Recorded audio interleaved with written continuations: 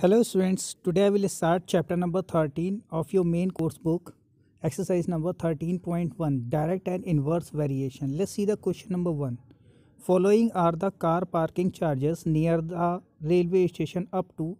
The first value is 4 hours for rupees 60. That means 4 hours की parking charges है rupees 60.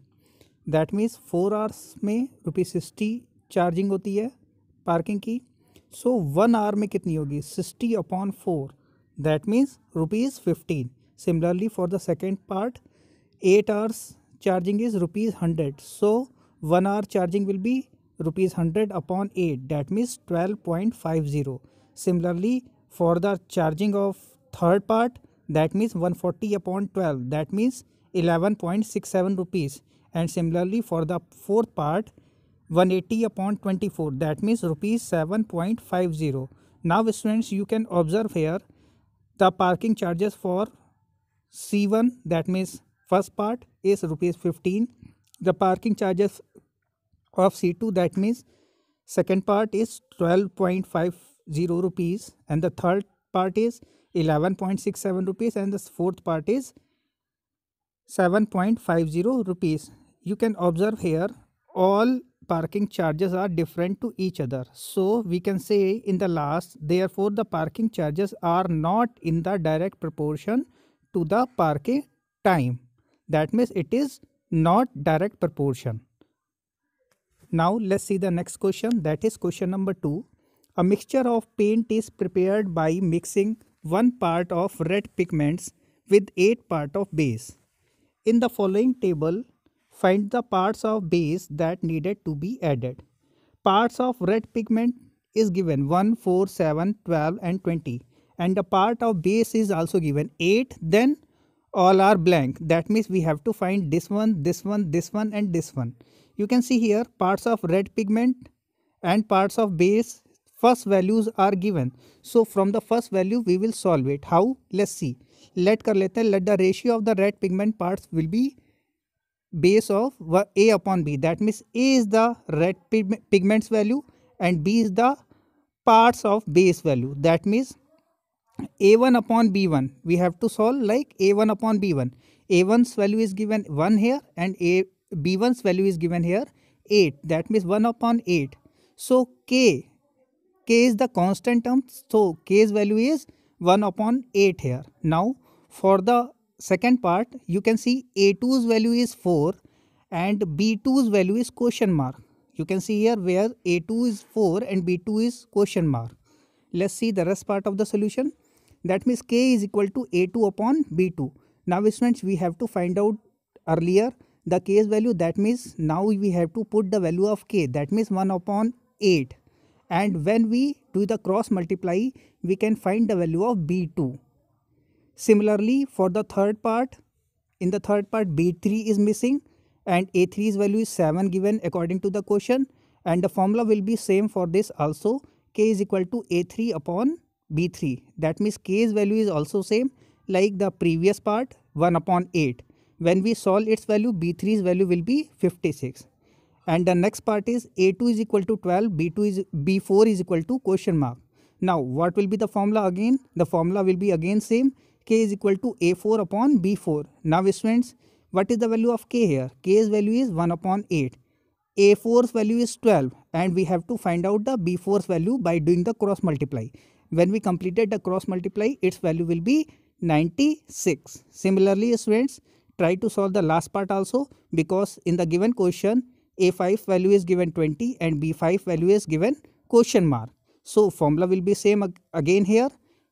K is equal to A5/B5. K's value is 1/8. A5 value is 20 and B5 value we have to find it. When we done the cross multiply, its value is 160. Now students, put the B2, B3, B4, B5 value in the given question. This is the solution of question number 2. Let's see question number 3. In the question number 2, if one part of red pigment requires 75 ml of base, how much red pigment should we mix with 1800 ml of base? Student, firstly we will let the parts of red pigment mixed with 1800 ml base be X. Now we have to prepare this table. Firstly, we will write down parts of red pigment. These values are 1, and the second value we let it, that means X. And what is the parts of base? 75 ml, then 1800 ml.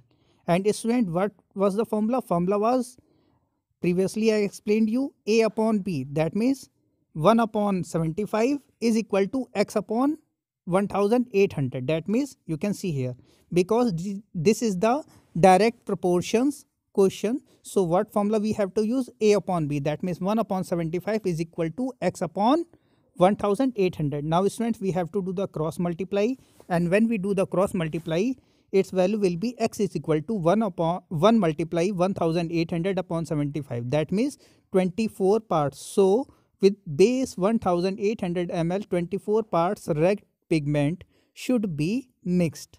Let's see student, question number 4, that is, a machine in a soft drink factory fills 840 bottles in 6 hours.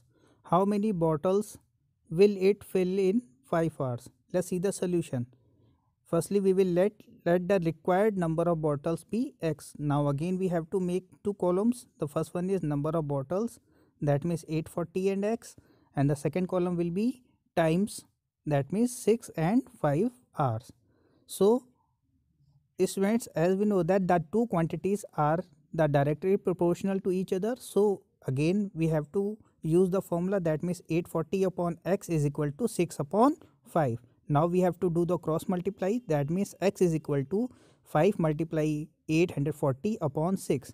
So X value is 700. That means the required number of bottle is 700. Let's see the question number 5.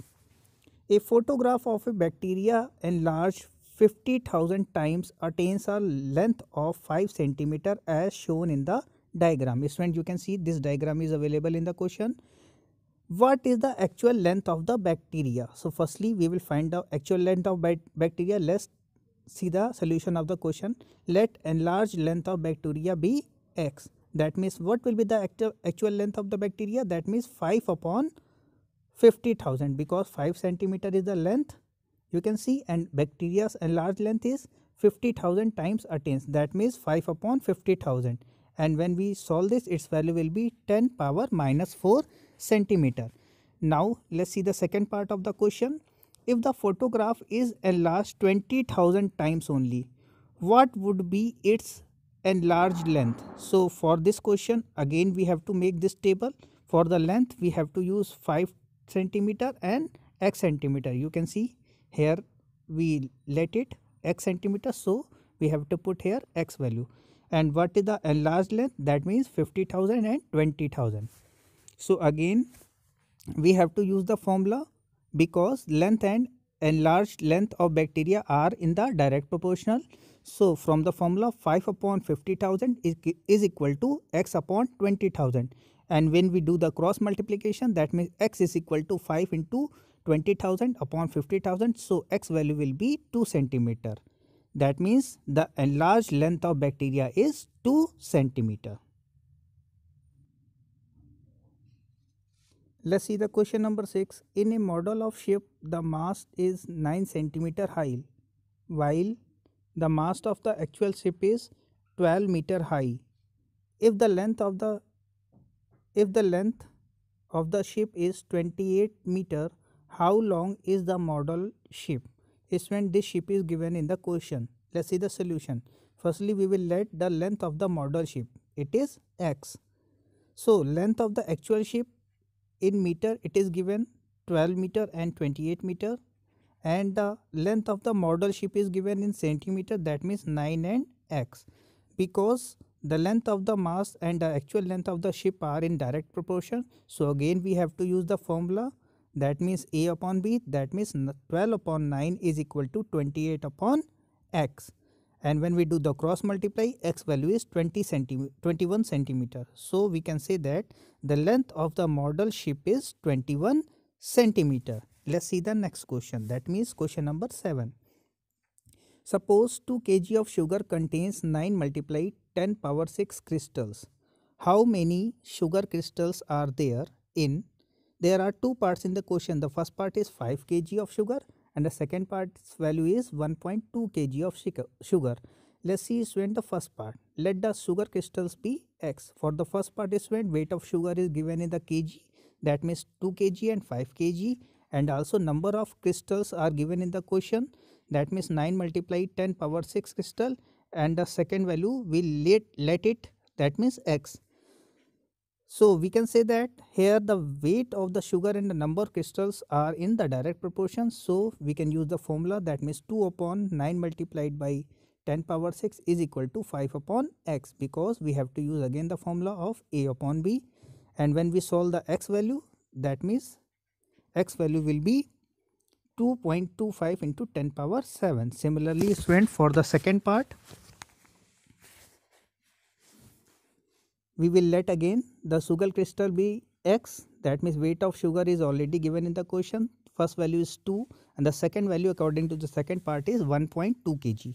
And what are the number of crystals? They are same like the previous question, that means 9 multiplied 10 power 6 and x, because here weight of sugar and number of crystals are in direct proportion. So again we have to use the formula, that means a upon b.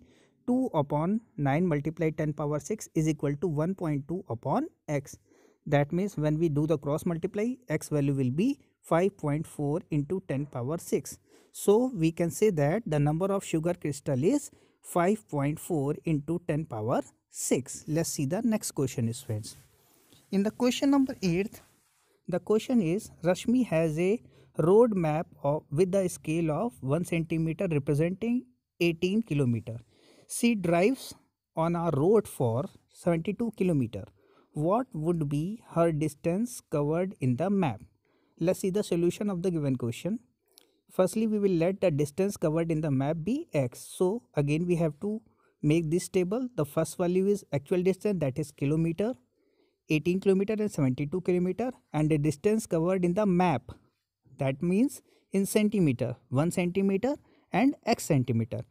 And here students, we can say that actual distance and distance covered in the map are in the direct proportion. So again we have to use the formula, that means 18 upon 1 is equal to 72 upon x.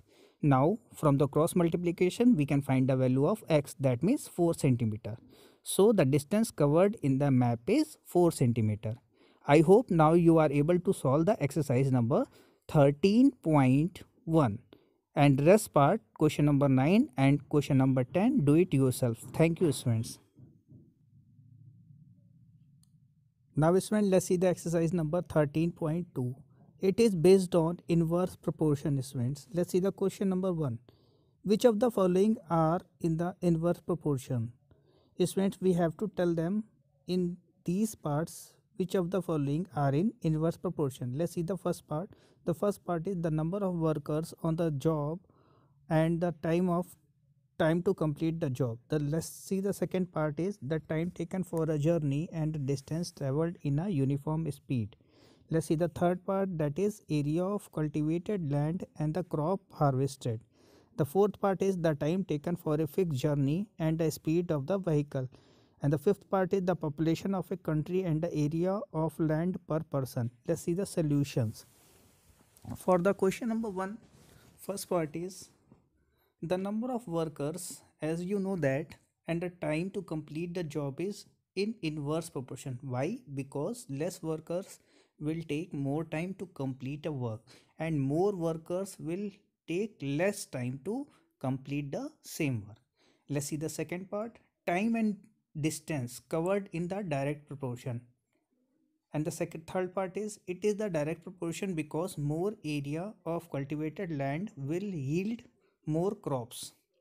The fourth part will be depend on inverse proportion because the time and the speed are inverse proportion because if time is less, speed is more. And the fifth part is also depend on the inverse proportion because if the population of a country increases, the area of land per person will be decreased. Let's see the question number 2. In the given question, the question told you in a television game show, the prize money of rupees 1 lakh is to be divided equally amongst the winners. Complete the following table and find whether the prize money given to An individual winner is directly or inversely proportional to the number of winners. Students, you can see the number of winners are given 1, 2, 3, 4 and so on. And the price for each winner is rupees 1 lakh, then 50,000, then you have to find the values. Let's see the solution. Here the number of winners and the prize money are in the inverse proportion because winner are increase and prize monies will be decrease. Student, as we know that if the winner will be increased, then the prize money will be decreased. Like in the first part, when the number of winners are 4, then each winner will get 1 lakh upon 4 because 1 lakh is the prize money and it will be divided into 4%. That means each one get only rupees 25,000. When the winner will be 5, then what will be the prize money? That means 1 lakh upon 5. That means rupees 20,000 will be divided in 5%. That means each one get only 20,000 rupees. Similarly, if the 8 winners are there, so what will be the equation? 1 lakh upon 8, that means 12,500 each person.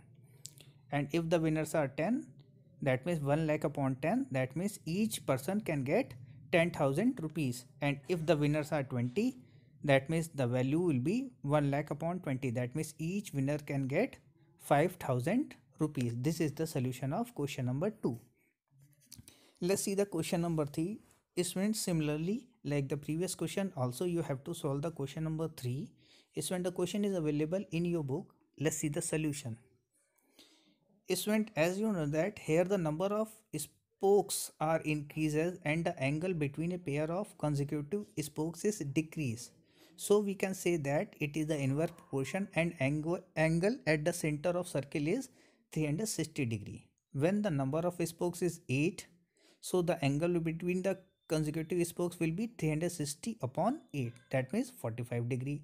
If the spokes is 10, that means the angle is 360 upon 10, that means 36 degree.